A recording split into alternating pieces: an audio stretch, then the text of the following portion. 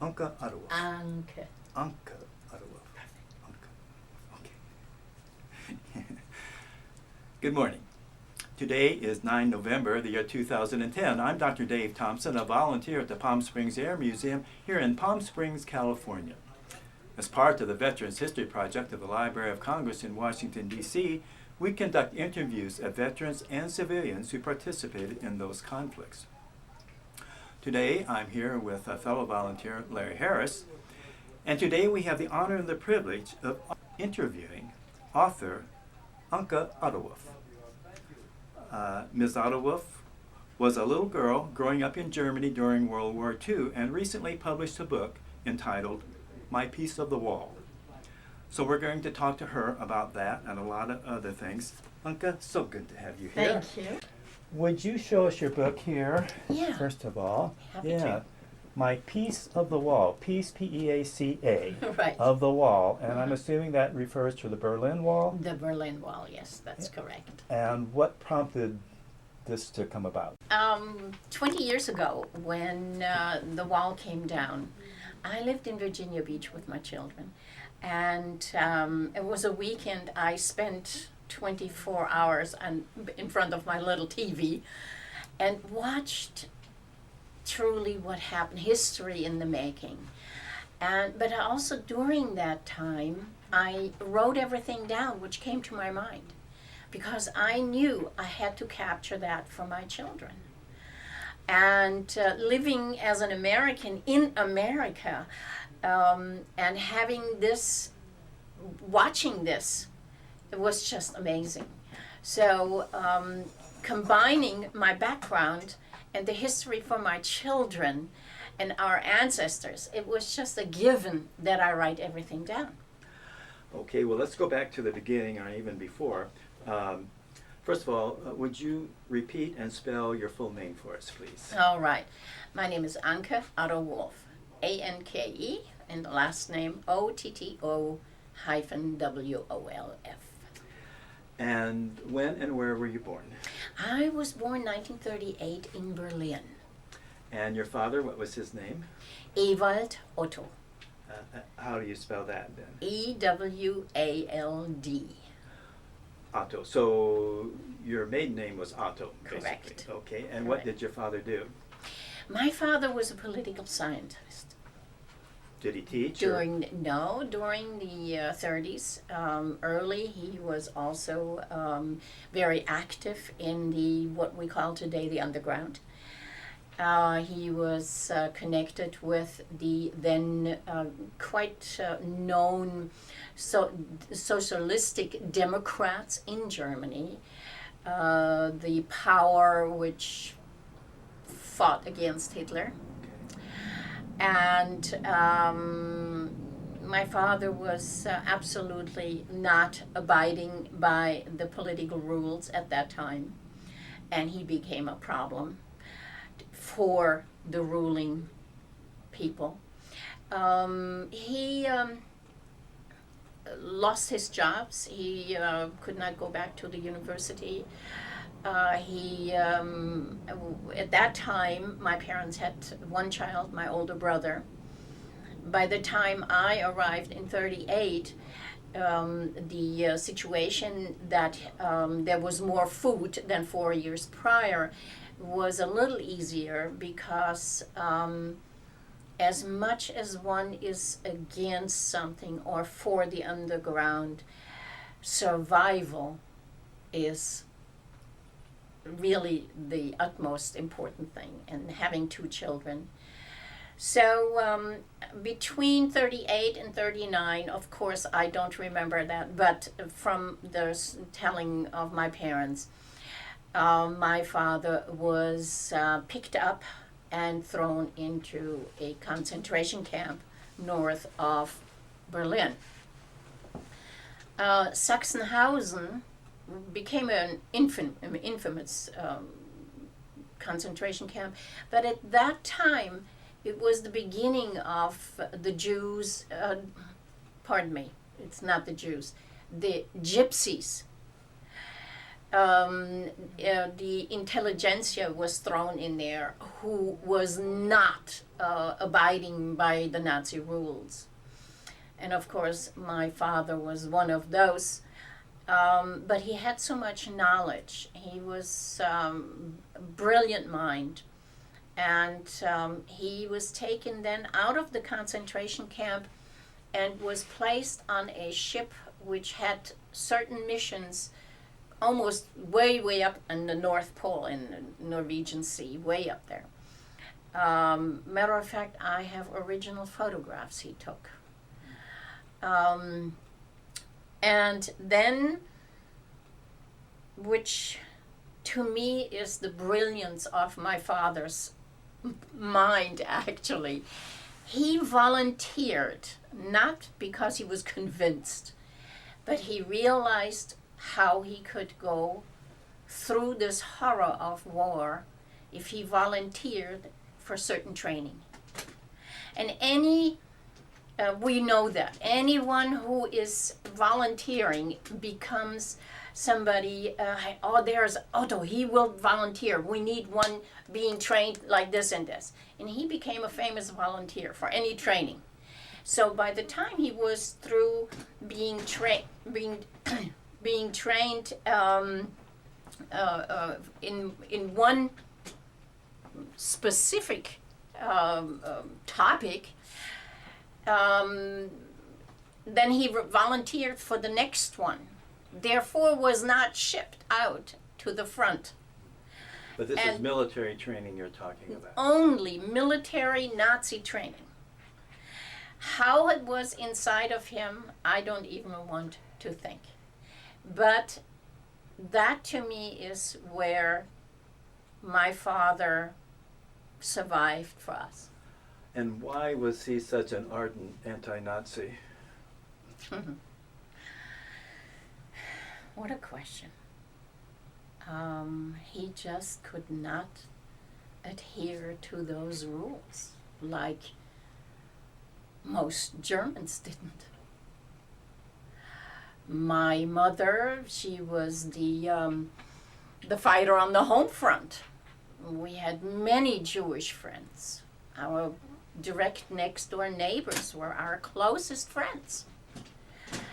And so when,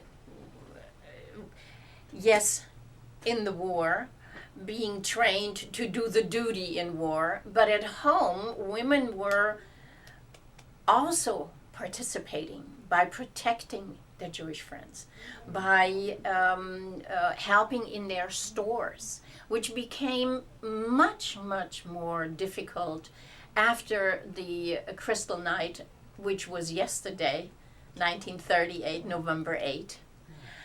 And after that, it was very difficult for anybody to help any Jew.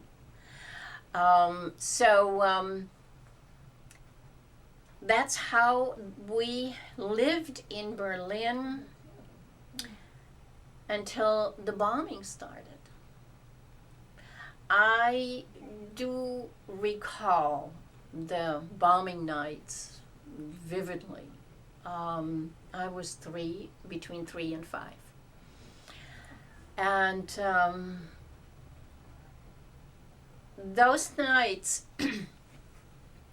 when we had to gather our things, and I remember I was 3, 4, or 5, I don't remember which age, but apparently when it was, 43, I was 5, okay? This was when the big bombing was. So as a 5-year-old, I was already the big girl because my younger brother was just born. And I could not expect to be carried or cuddled. As a 5-year-old, I had the responsibility to grab a rolled blanket with tied together with a leather belt. And in that blanket were rolled in 3 sets of I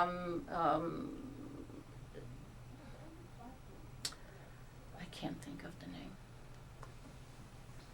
like sweatsuits. Yeah, sweatsuits would be the right one. In that blanket were rolled 3 sets of sweatsuits for all 3 children. That was my responsibility, and the thought of just not grabbing this before leaving the apartment to go into the basement, into the bunker, it never entered a 5-year-old's mind. It was just like walking. You grab this and then. And where my older brother had the responsibility with a suitcase-like container with papers and pictures, and my mother took the baby. And so this was sometimes that we had to go 2-3 times downstairs. Sometimes we stayed there. To this day, I can smell those dark blue sweatpants. This is very odd. And the people that had to go down there, did they blame the Allies, the Americans, and the English, or did they blame Hitler for bringing all this devastation upon them? Now, I do not recall conversations among the adult women and old people, but I do know that there was no time to think who is to blame. I honestly believe that. And in later years, when I probed my father and my mother and we talked about that, it took many years until we were able to do that. And also my older brother, 4 years older, he had already much more of an idea of what remembered much more. But those nights, no, I don't think there was any thought of, it's the French, it's the American, or the English. No. If, then it was Hitler who was blamed. I really believe that. With looking back into what my parents told us after the war, what people talked, our neighbors, friends, and the mood in the country, yes, I do believe that. Did you or your parents ever see Hitler in person? No, but my father did see Goering, and there's another one I can't think of the name. I even have some pictures of that time, so you might. Yeah, we'd like to make copies for your story. I wanted to ask you, go back a little bit. Your mother, what was her name and her maiden name? Erika Höpfner. Okay. And how did she and your father meet? In a youth group, which was at that time folk dancing, very much from the university, and that's how they met. Okay. Yeah, I have a picture of that too, where they're folk dancing. And I'd like to know a little bit about your ancestors. About let's start on your father's side first. How far back do you know of people? It's very interesting that we are not very sure about the ancestors of my father. It somehow got lost around the 1900s. It's very interesting that we could not find out anything, but we know very much about my mother's line. Tell me that. My grandmother was born on June 22nd, 1882 in Danzig, which is now Gdansk in Poland. And my grandfather was born in 1875. I do not know his the date, but he was a blacksmith. And I have a picture of him in the blacksmith shop where he was working, 1901. Was that in Danzig also? No, that was already in Berlin. In Berlin. Yes. So my mother was born in 1907, my father 04, And so my mother was a very beautiful woman, and there we have pictures of her. It was fashionable, bows in their hair as a 14-year-old, and then as a young woman with my father dancing the folk dances, you know. It was in spite of the First World War. I'm going to ask you, any of your relatives get involved in World War One? Your dad is probably a little too young, I would think. My father, no, just World War II. Right. But my grandfather was involved in the very, very beginning. However, the details I do not know, because he committed suicide. And I think that was one of the reasons in the family that nobody talked about it. Today I would probe, and I would go, come on, give me a little bit more. But at that time, the respect, you would not dare to ask Grandma. You know, today I would do it. And I know you said that your family helped the Jewish people. What faith was your when you grew up? Or did you go to church a lot? My mother was a Protestant. My father was agnostic. And I grew up Catholic in the Bavarian Alps. Oh, okay. And all of this different kind of belief and philosophy shaped me into what I believe today.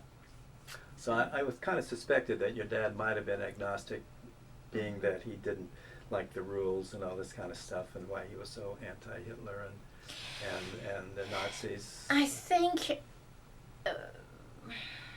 I don't think it had anything to, or not much to do with religion. It has to do with and I learned this after the war when I grew up, when I got to know my father. The deep conviction of the human integrity. And everybody was stripped of everything. And the oppression, especially later than with fear and how things were run in the country, the mistrust of everybody around you. I think,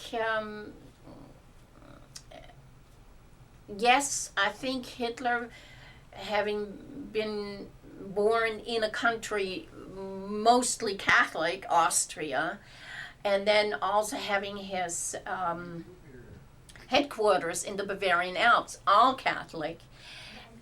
For him personally, I'm pretty sure that he was a religious person and he believed that he's doing the right thing, whatever he believed in.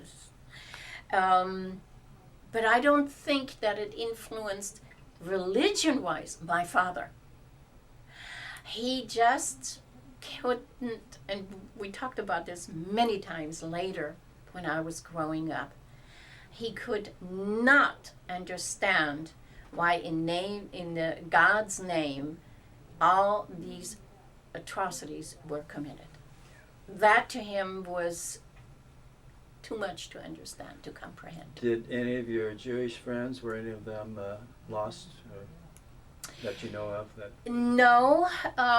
The people I remember, they survived with the help of, later than my mother, very much.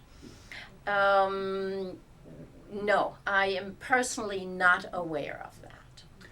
And you had two brothers, did you say? And what were their names? My older brother his name is Jürgen. He lives in Berlin. And my younger brother is Bernd. He lives in southern Germany. Okay. Yeah. And how your older brother, when was he born? My older brother was born in 1934, and so he was already 10 years old when in the middle of the war, so he remembers much more. Yeah. And when you went to Bavaria, Was the war still going on then when you were? Yes, 10? my father took us and and friends of ours. They took us to southern Germany during a few days off, and he took us into the Alps, where our friends had a weekend house, and we remained there. And it was in 44. Then I started school there, and so my school years and teenage years I spent in southern Germany. Okay. Yeah, okay. During the 30s, when my parents had one child, my older brother, that was the time when in Germany, especially in Berlin, where the Nazis brought in the people for the glory of the Reich, for and indoctrinating Mm-hmm. young people. And my father was just opposed to the Hitler. He Yes. just wouldn't do that. Mm-hmm. And so he became on the list of suspicious elements, what they were called. Mm-hmm.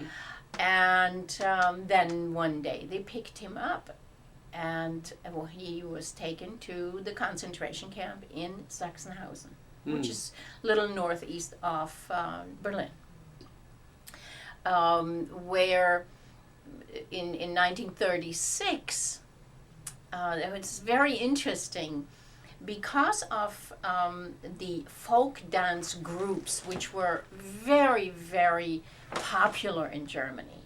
But during the Hitler time in the 30s, they became very politicized. Mm-hmm. Oh, sure. And since my parents were part of that, Mm-hmm. they couldn't just leave. Yeah. It was impossible. Yeah.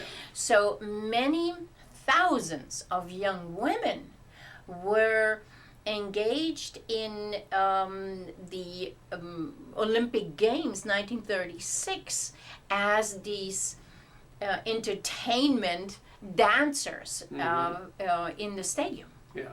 And my mother was part of that. Mm. During the 30s, my father was a political scientist. He was a strong believer in socialistic democracy. And that was, of course, not what the Nazis wanted. And he refused to participate in any of the Nazi party ongoings or affiliations. So he became pretty fast blacklisted. And my mother and he, when they met in the 20s, they belonged to, which was very fashionable at that time, youth dance groups like folklore dancing. And these groups became over time very indoctrinated with the Nazi belief of the time in especially in Berlin, where that's where my parents lived.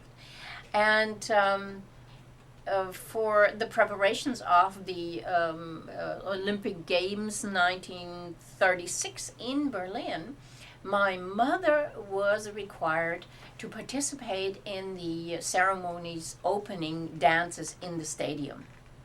This was all arranged by the Nazis.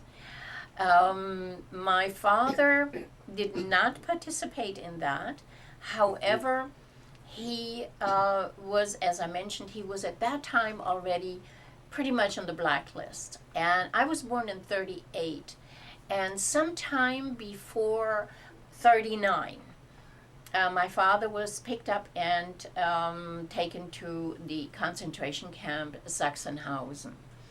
And Sachsenhausen at that time was more prevalent to house the gypsies, the mentally ill, homosexuals.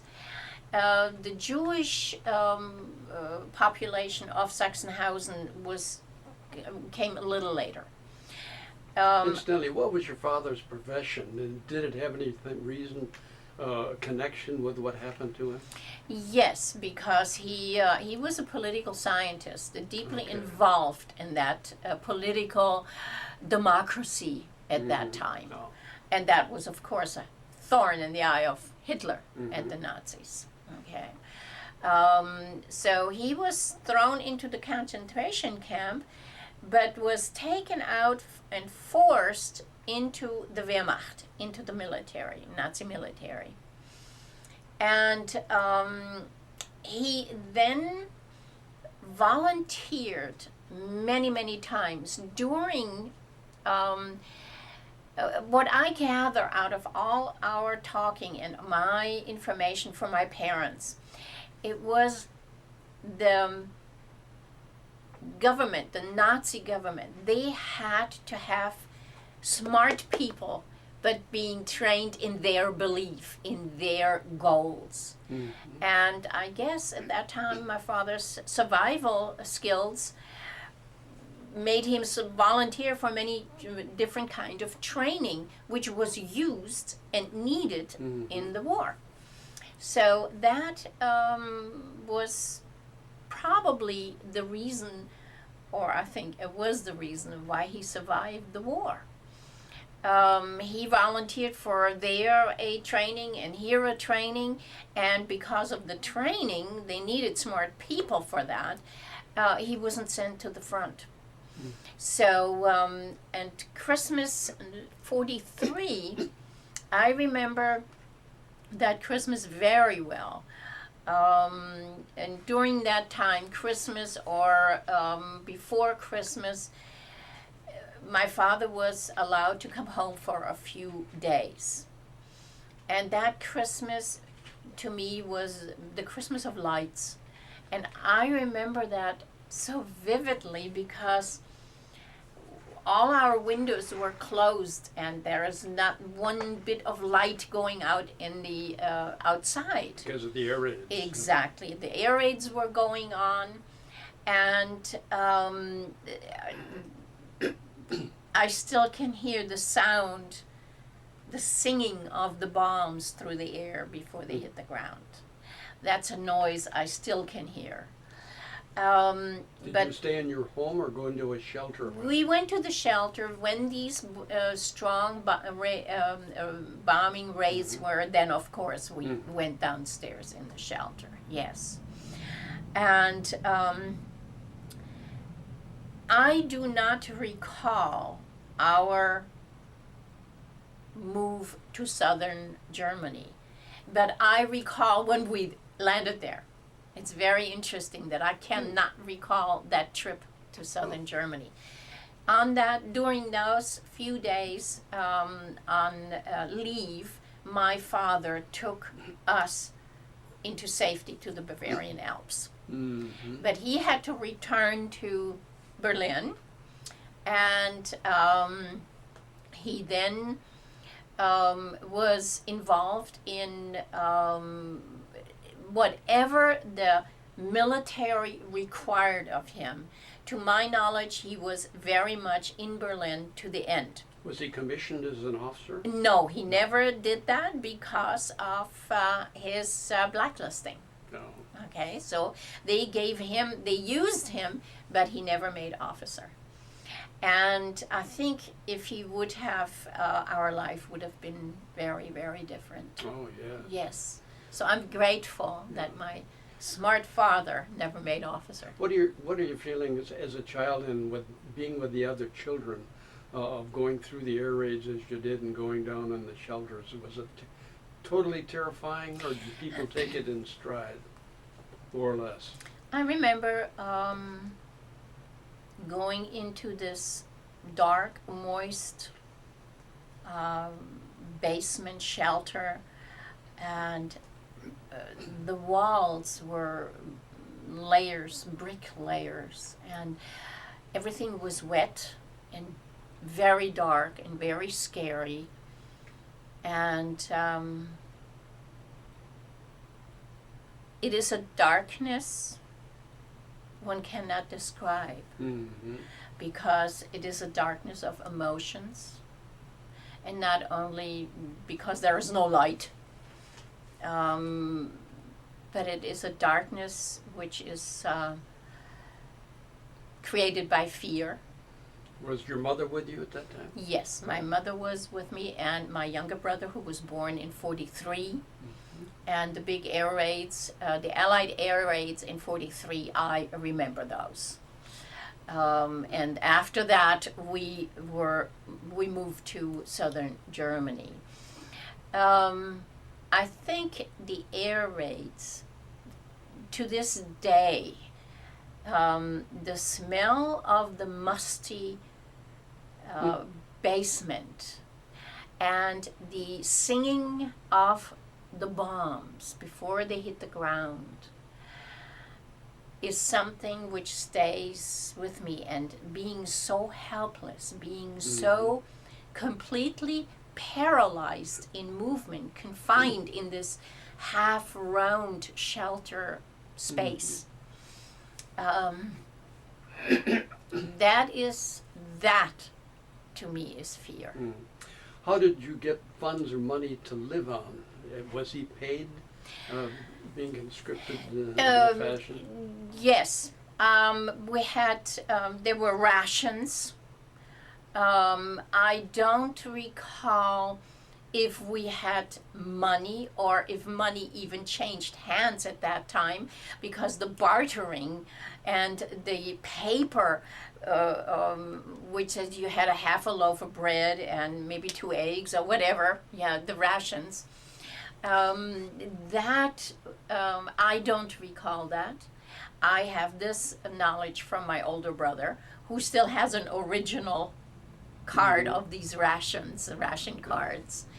But I don't recall that. I recall that we ate oatmeal and oatmeal and oatmeal and oatmeal. And one should think, well, now we're not eating it, I'm still eating it. Yes, now we eat oatmeal and pay a good price Exactly, exactly. And then my mother, when I do remember that my aunt gave birth to her youngest child during one of those horrible air raids.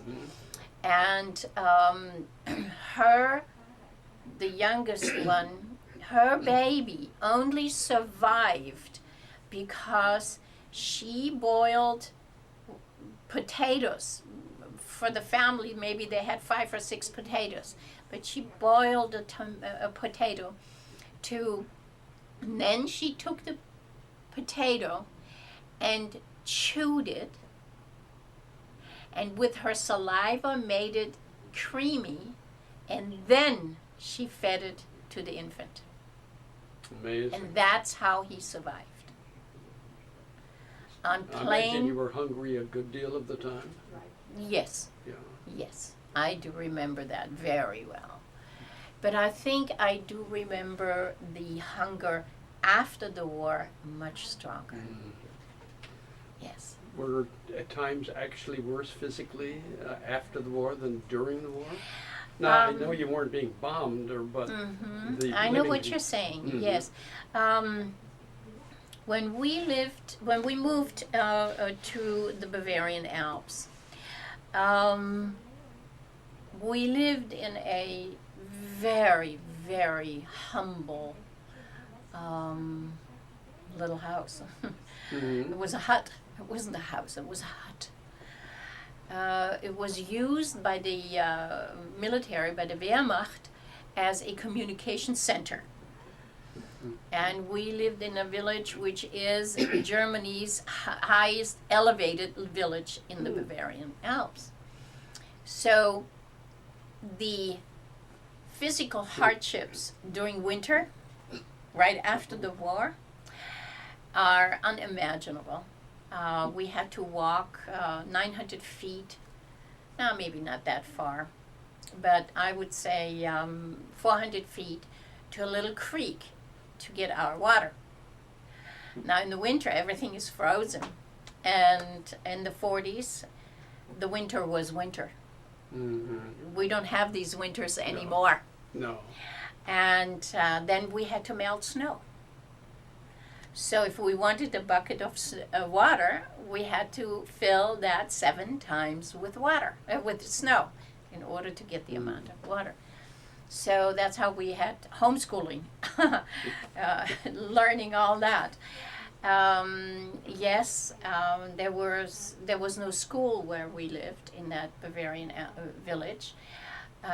We had to walk 4 miles to school, down the hill and mountain, and back up, and that as 6-year-olds, you know. So the hardship and not having food and not being able to eat regularly. I remember my older brother, of course he was 4 years older than I was.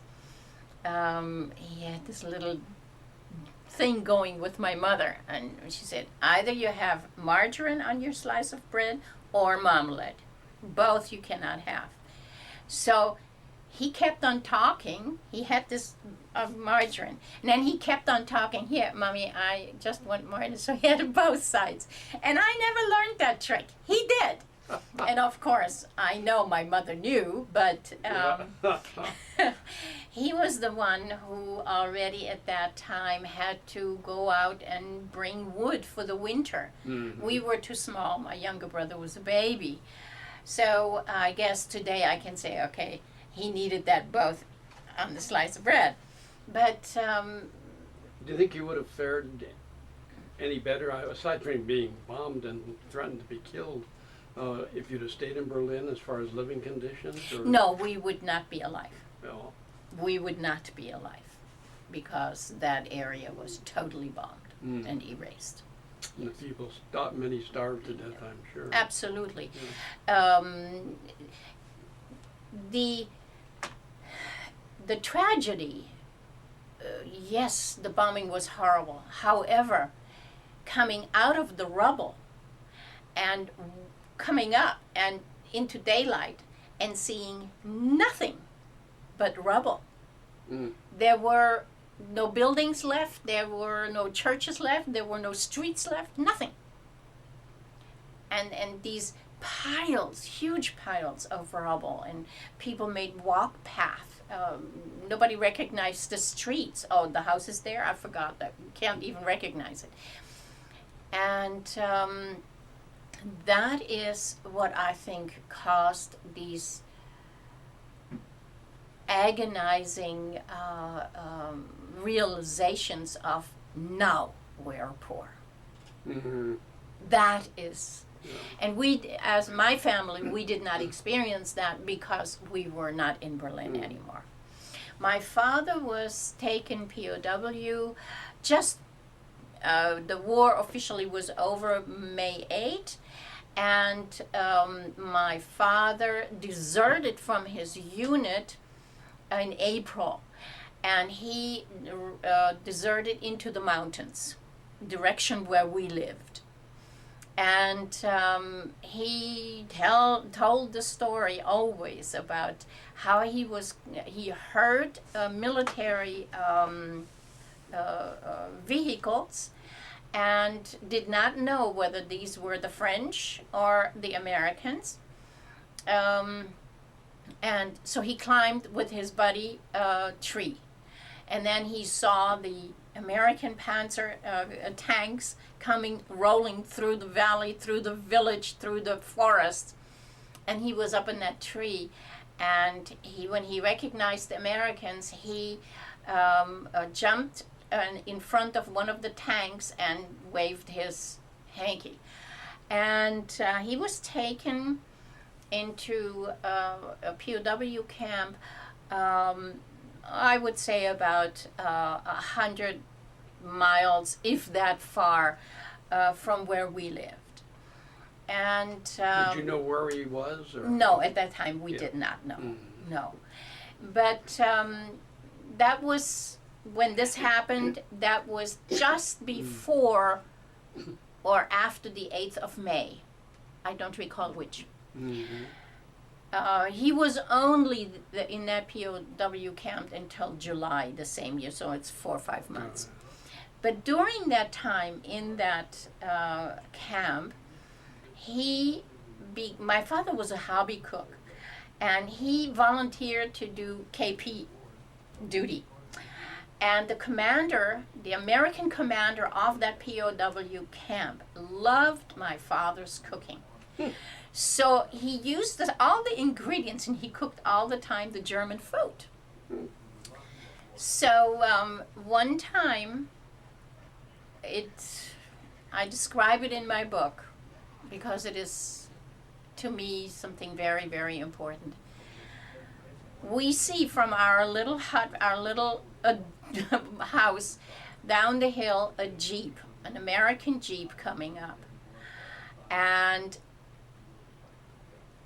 2 soldiers and my father in the Jeep. And these 2 soldiers, it's amazing to me to this day, they took my father home secretly in a Jeep. They brought coffee and food and cans and goodies and sweets. And my father spent a few hours with us, and then they drove back. And then in July, whether it was the same soldiers, I do not recall that, but they brought my father home. And to this day, I'm convinced he's the only POW ever to having been chauffeured home. Because he was a chef. It was incredible. Yeah, opened up a whole world for him. Probably Yes. saved his life. Absolutely. Maybe. Yes, yes. Yeah. And I think after all this horror, and then the American troops it was the American zone, we did not starve anymore. Mm-hmm. Because the troops set up these huge tents to feed the mothers and the children and the weak, the old, everybody. Mm-hmm. And that is when I, the first time, ate white bread and beans and chicken and things. First time we had a banana, and these are things which are so engraved in my mind. The smell of beans in a can to this day is connected with that. Were any of your family or close relatives or friends or anything injured or killed in the bombings? Relatives who are from the extended families, yes. Direct family, no. And for some reason, we were, after the war, all in contact. Matter of fact, most of them came to live with us for a while to get out of Hungary, Berlin. My cousins, matter of fact, one of my first cousins lives in Florida. He was in the Air Force many, many, many years. So I have direct family here besides my children. Mm-hmm. After the war, when the American troops came to our area, there was, we felt safe. I remember that we started laughing again. I remember that besides the countryside being glorious, but it gave everybody, including us children within the school system, which was half a life. It was nothing, but we had schooling. Yeah. Everything became lighter. Everything became alive again. Mm-hmm. And when I think back to these times, then yes, it was because of what the American troops did for the people who lived in these villages. Yeah.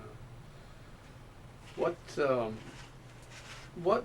did you feel that during your time in Berlin, which were probably the worst for both physical and psychological reasons, how did the German people pull together?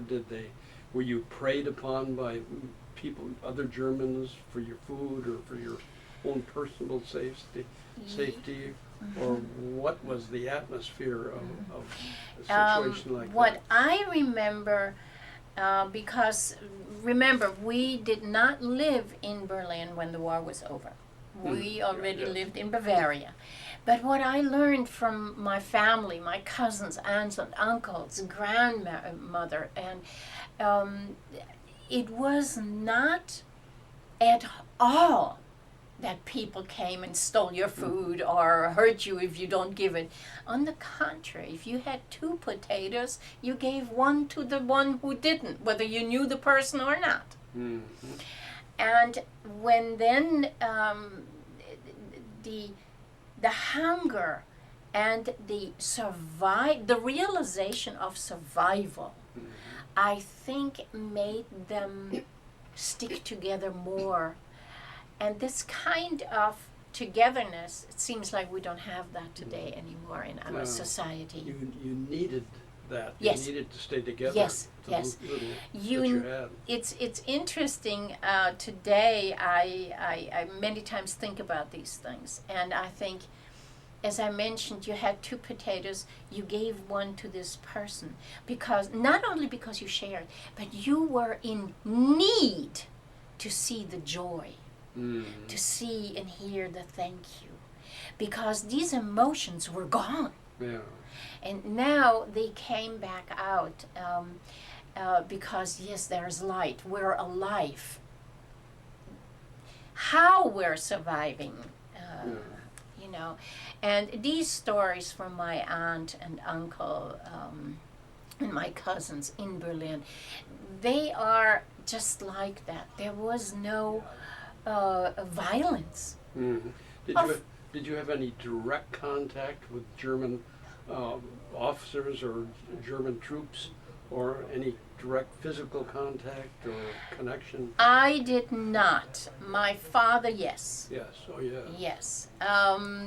But I remember in the village where we lived, everybody knew a Nazi. This man was a Nazi. He still wore his baggy pants, his uniform, Mm-hmm. and everybody whispered. The war was over. You still whispered when he was around, and everybody stayed away from him. That's what I personally remember. And one day, my younger brother and I, we were walking home from school or from play, and along the fence around his house was a white German shepherd. And we said, "Wolf!" And the shepherd turned around and came to the fence and recognized us, and we cried and he cried. That dog belonged to my parents' Jewish friends. Oh. And we went to visit Wolf, which is a very known name for a German shepherd. And Wolf recognized us. We didn't have anything to eat, but we shared it with the dog. And that was so joyous. And I remember that nobody knew how that Nazi in our village was the new owner of Wolf. When we were one time sitting and having a picnic with many friends, among Professor Weber, our Jewish friend, and that was his dog. Mm-hmm.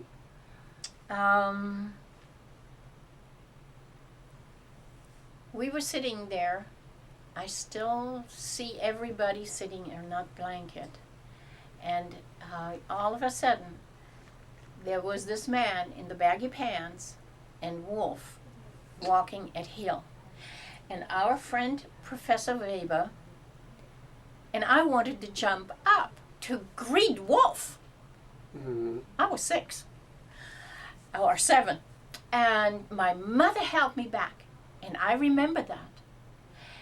But at that time, Wolf smelled Professor Weber. And he started shaking. And Wolf was in, and he called him, Wolf, Wolf.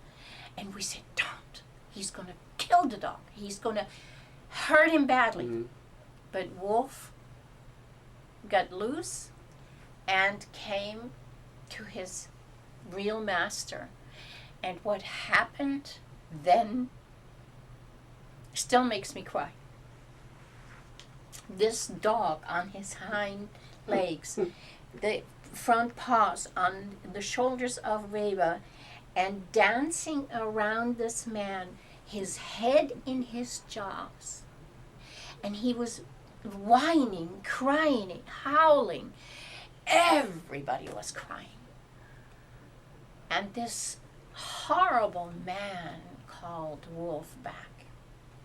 And then somebody said, don't you see he's the owner? Don't you give this animal and this man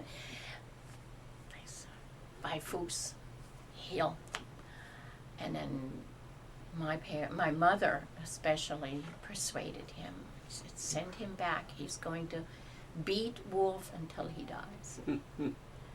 And so Professor Weber sent Wolf back. And then the last time I remember to have seen Professor Weber was when he got up, and with the woman on his side, he walked up a path into the mountain. That's the last thing I ever remember seeing him. But he didn't die. But that is my memory of him. Mm-hmm. And to me, this inhuman behavior of this man who was a total Nazi, that represented what we had gone through. Yeah. What kind of retaliation, if any, did you do to the Nazis, such as he?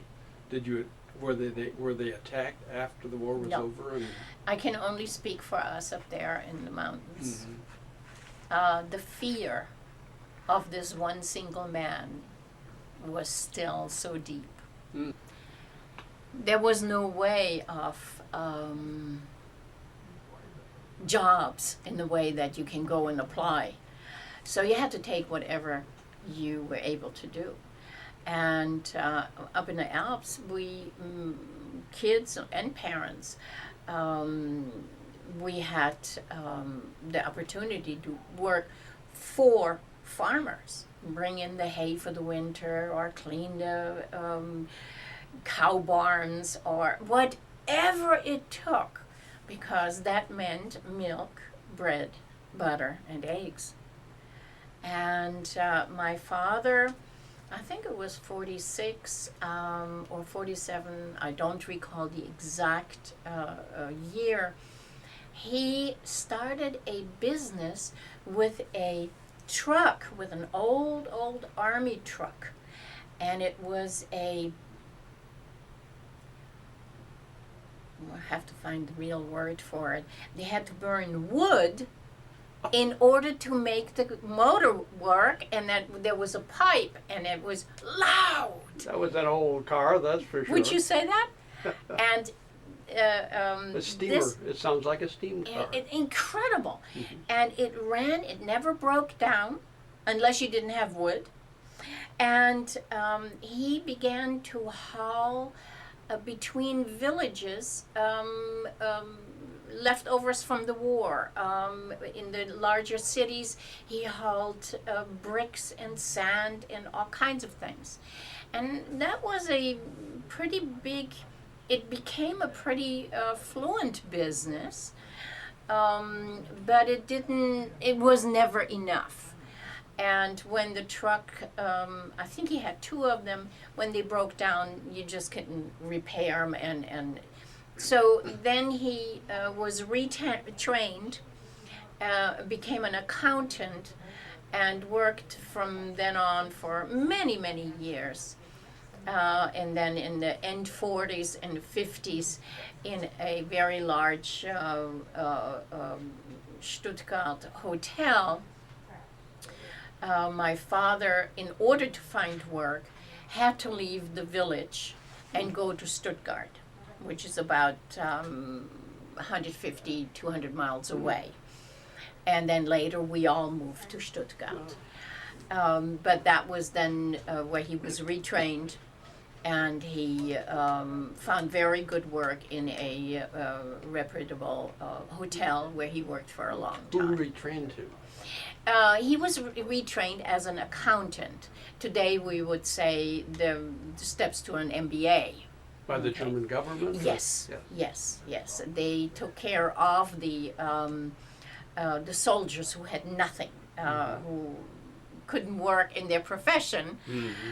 So then they really helped in retraining the adults. Amazing. Just an amazing tale. And then by this time you were what, 8 or 9 years, 9 or 10 years old? Well, 1948, when the Berlin airlift was, I was 10. Mm-hmm. Yeah, and I remember the airlift very well because that's all everybody was talking about. And we were so used to already the American food because we were fed by the American troops. And not far from us, there was a big a base for the American, the Army. And so the soldiers came not only to bring food, but they came to vacation for a weekend You were still in the Alps in area. the Alps, and it is incredibly beautiful up there. And to this day, it's just a dream area. And so we began very much a connection with American troops because they became part of our life. In our little chapel, the soldiers got married. So we saw American weddings. The American families and came and had picnics close to our house, our hut. So we played with the kids, and neither one spoke the other language. But we did. And the kindness, the joy, the laughter, and the food made us kids in that village very, today we would use the word pro-American. But as children, we didn't think that way. We were going by feelings, by the generosity of the American troops, whether they were the dependents or the children or the soldiers in uniform. The kindness and the smiles and the generosity of those people at that time were God sent to us, because after everything was killing, destruction, no smiles, no happiness, no anything. Fear. The fear was reigning. And here come these people and gave individual. I remember at a Christmas in the in that village, all the village children, 84 of us, were invited to the American Christmas with a Santa Claus and a tree and gifts. And I remember I was 8. A soldier gave me a green with design silken handkerchief. I had this handkerchief for decades. And I have a similar, somehow it got lost. I have a similar one, and when I look at this, we don't use handkerchiefs anymore, but I look at this and I think of this soldier. I have no idea the name, nothing. But the kindness and the small little things we received, it was, I still compared, it was the light into our darkness.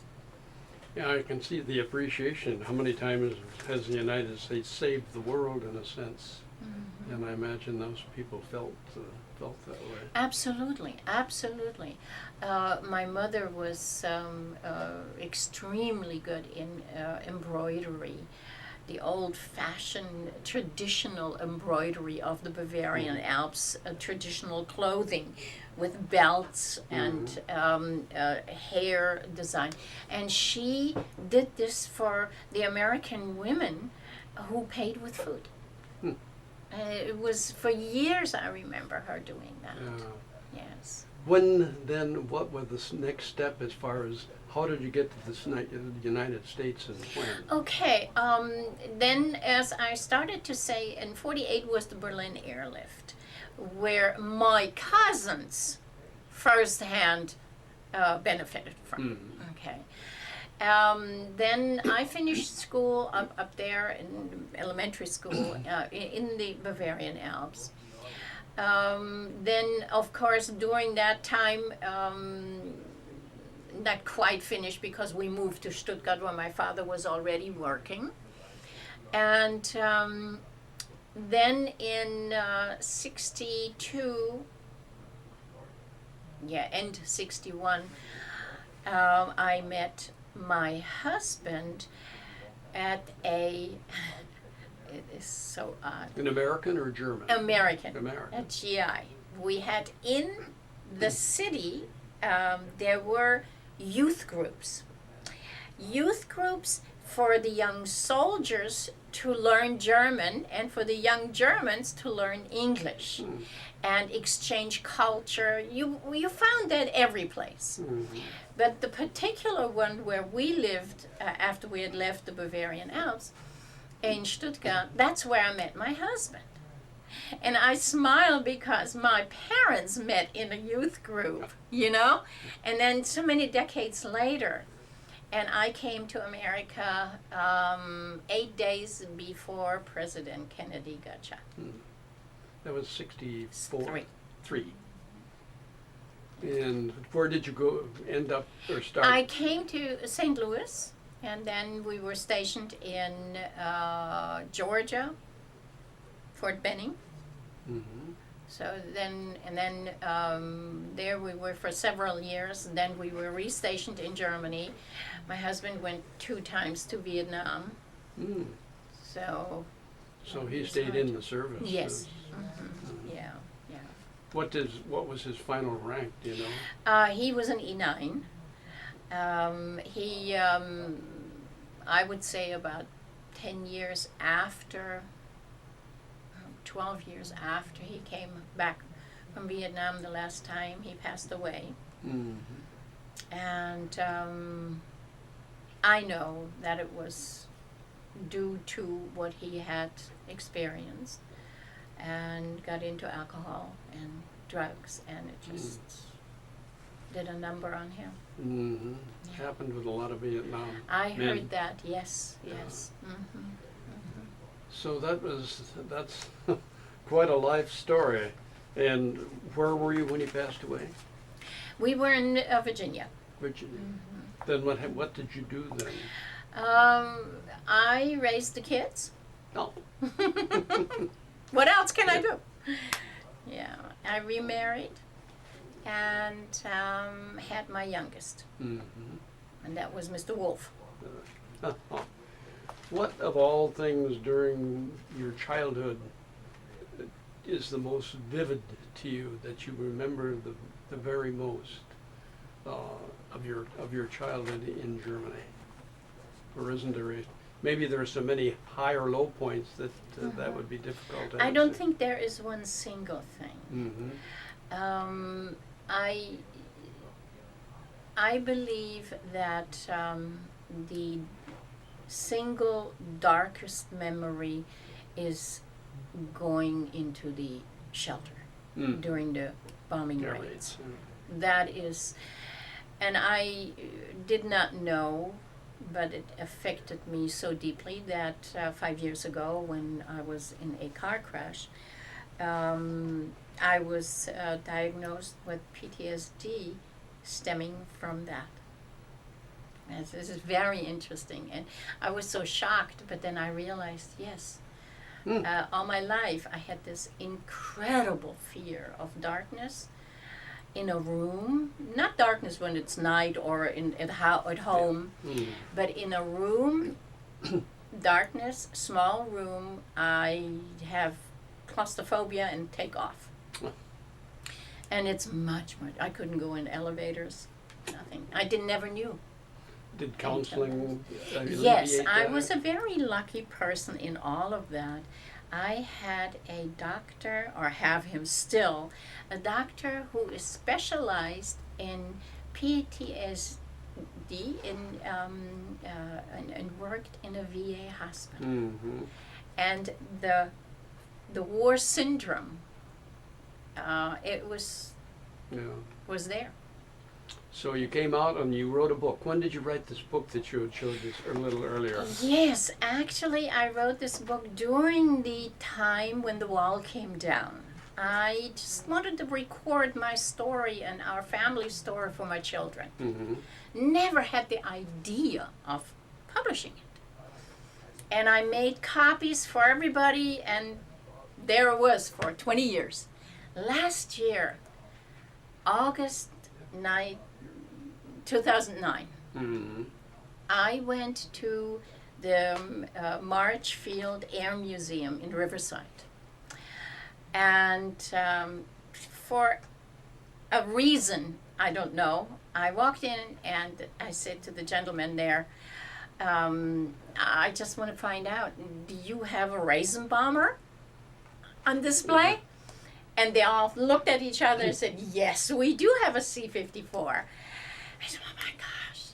And then this one gentleman said, oh, we can do better. We have a raisin bomber navigator right here. So I met Ken Wright.